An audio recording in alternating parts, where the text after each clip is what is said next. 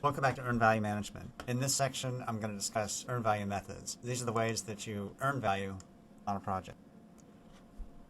There are 6 methods that are commonly used for earned value. The first is a fixed formula, where earned value is earned at the start or finish of a task. And I've got subsequent slides that describe this and the others in more detail. Milestone weights, where earned value is earned at scheduled milestones. Milestone weights with percent complete, units complete, percent complete, and level of effort. It's a fixed formula. Each task, as we discussed, has an estimate. It's assigned a certain number of hours. In the fixed formula method, we assign a certain number of hours that can be earned when the task is started, and a certain number of hours that are earned when the task is finished. So in this case, you'd earn 0 hours when this 500-hour task is started and 500 hours at the finish. That's 0, 100. This task is also 0, 100 hours. 0 hours at the start, 750 at the finish. This is 50-50. So when you start this task, you earn 625 hours of earned value. When you finish the task, you earn the final 625 hours. This also is 50-50, 300-300. This is 50-50, 500-500. This is 50-50, and this is 50-50.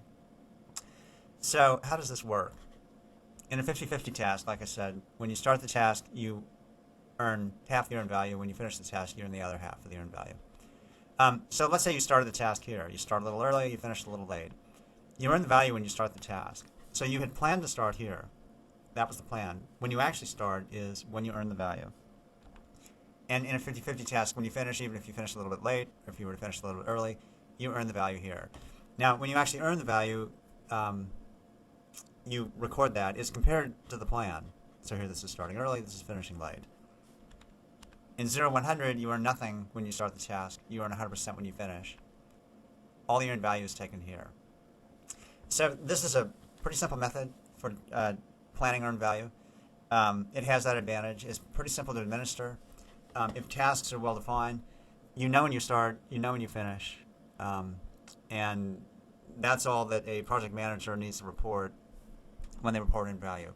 One thing I'll mention is in this earned value technique, everything is equated to either dollars or hours.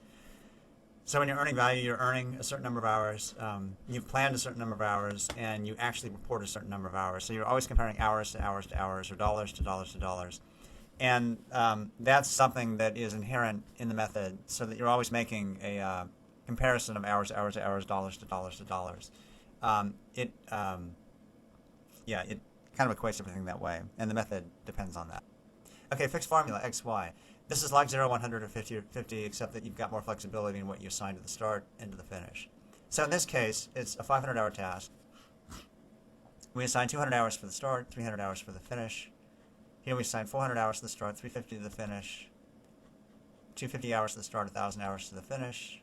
This 600-hour task is 200 to start, 400 to finish, 500 to start. This is 50-50. That is a legitimate XY method. This is 750 hours at the start, 1,250 at the finish, and this is 750 at the start, 1,250 at the finish. So here, it's just like 0, 100 or 50-50. So how do you apportion the hours from X to Y?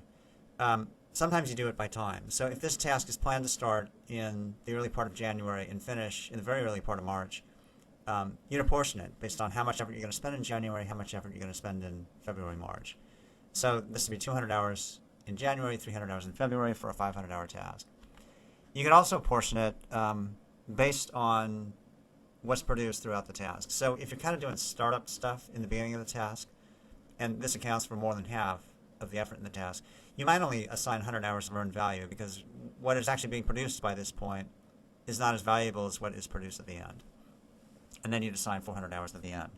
So like the 0, 100, 50-50 method, when you actually start one of these tasks, you take earned value here, and when you finish, you take earned value here. Now, earned value is usually reported either weekly or monthly, and people who plan this carefully are, they pay attention to when earned value is reported and when these tasks start and finish. So in this case, this task starts in January. You've really got until the end of January to start that task to earn this value, either this 200 hours or this 100 hours. In this case, the task ends in March. You've got until the entire month of March, until the end of March, to report this earned value. So this is a well-planned task, because if this does happen to delay, it's not going to show up in the metrics because you're not going to report the metrics until the end of the month. Now, one thing that's problematic about this task is you'll notice that when you start in January, in this first case, you get 200 hours of earned value, and you may work 200 hours, plus or minus. The actual hours you spend is going to equate to the hours of earned value that you get to take. But in February, that's not true. Here, you're not planning to take earned value in March, and you actually didn't take earned value until March. You're going to incur a lot of actuals, probably 290 hours worth, and you're going to get no earned value for that. You don't get it until you finish. So for the entire month of February, it's going to look like you're overspending because you're spending the hours, you're incurring the actuals, but you're not able to take earned value. That doesn't happen until March. Now, this isn't a serious problem. I'll talk about variances in a subsequent section, but what will happen here is that as a project manager, you'll have a variance. You can explain it. You can say, look, I've spent 290 hours. I expect to take earned value in one more week. And so probably what a good planner would have done was break this into a smaller task. So you could take some earned value in February, and then you'd start a second part of the task, take earned value for starting that in February, and then take the final earned value in March. So you don't want to be too artificial about this, but you also want to plan this so that you can take earned value when you're actually doing work. So one of the benefits of XY or 0, 100, one of the benefits of 50-50 is it's very simple to plan. You really just have to estimate the hours. In XY, you've got to put some thought into the X and Y. 0, 100, 50-50 is very simple. The reporting's simple. The drawback is, as I mentioned, you could do work and not get earned value until things actually end. So another method is milestone weights.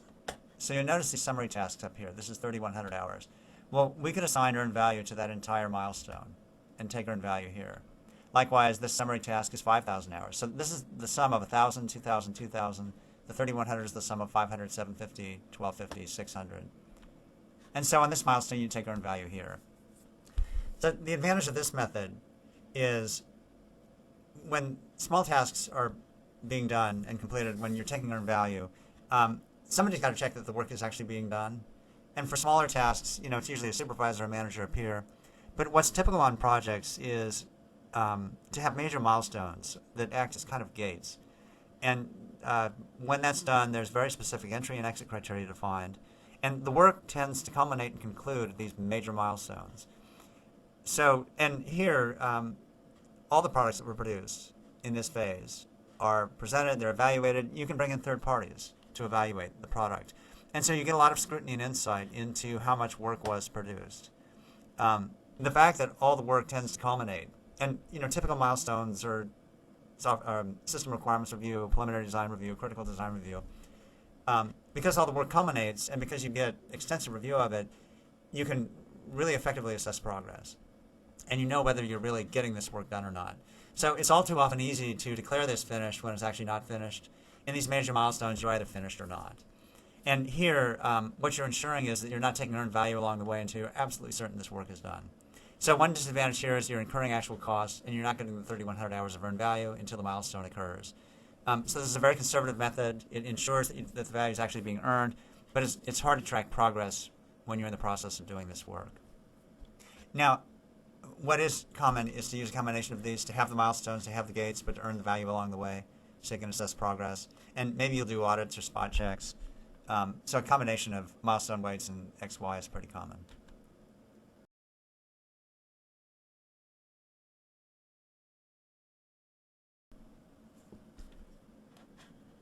Okay, the next method is units complete.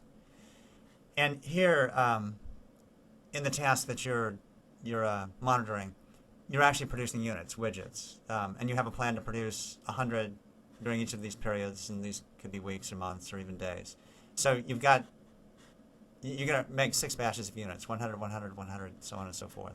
And you've planned that it's going to take 100 hours to make 100 units, so it's an hour per unit. So this could be a factory assembly line. This could be anything that's built, and these tend to be physical things that are being built.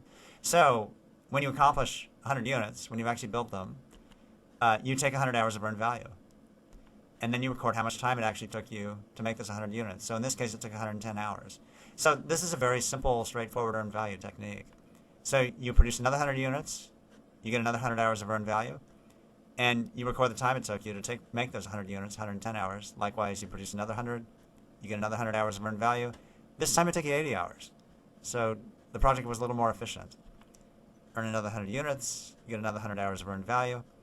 This you started a little early, took you a little bit longer, 110 hours, a little more than planned.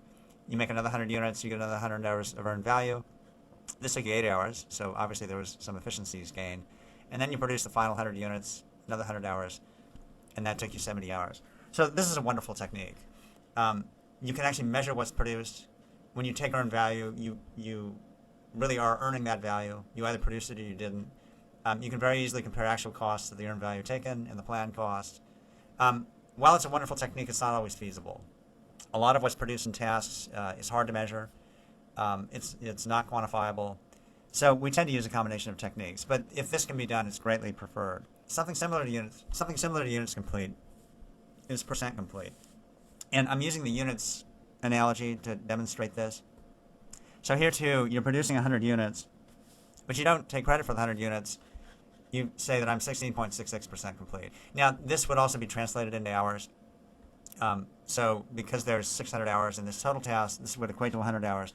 But I want to show you the percent complete to illustrate this. And so here too, it actually costs you 110 hours to do 16.66% of the work. Likewise, another 100 units is 16.66%, and so on, and so on, and so on. So this technique is very similar to units complete, but it offers a little more flexibility. So in this case, if it's a task where you're not actually producing a quantifiable physical thing, and where you don't know, in this case, we knew that we needed to produce 600 off, say, an assembly line. What if it was requirements that were being written?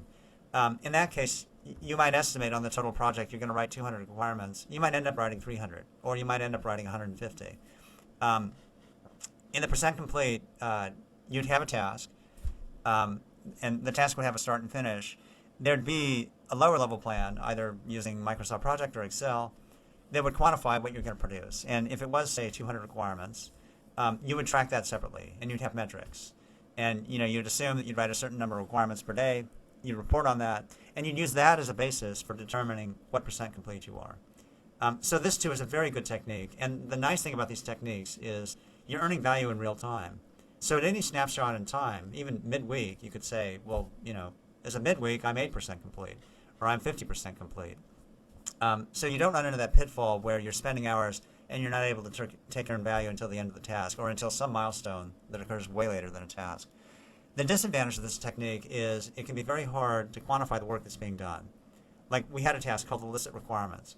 It's, that one you kind of know when you're done, and you may think you're done when you're not really done, but you kind of go into it with a lot of uncertainty. So tasks that have uncertainty, this technique doesn't work very well, but tasks where you can really quantify what you're going to do, it works great. Another pitfall with this task is optimism or pessimism. Some managers tend to think that they're 90% complete when they're really not. Others tend to think they're 50% complete when they're really 90% complete. So you don't want to use this method when it's purely subjective, because you just don't get a good metric.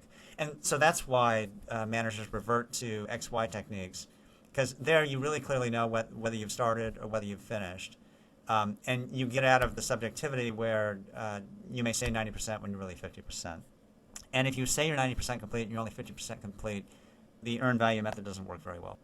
So the last method is level of effort. And here we planned out 100 hours per period, say month. And if you recall in the schedule, we had a level of effort for project management. We had a level of effort for supplier management. So we do this when it doesn't make sense to discretely plan the tasks within a work breakdown structure. So for project manager, that's a really good case. The project management task is fluid, it's dynamic. You need to be flexible. You need to address problems, and to plan it for an entire year just makes no sense.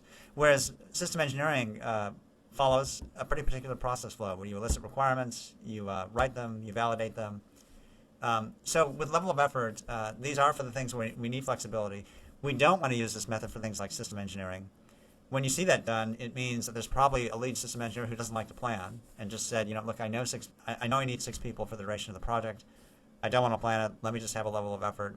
You don't want to do that, but you do want to do it for things like project management, where it's not only hard to plan, but it doesn't make sense to plan.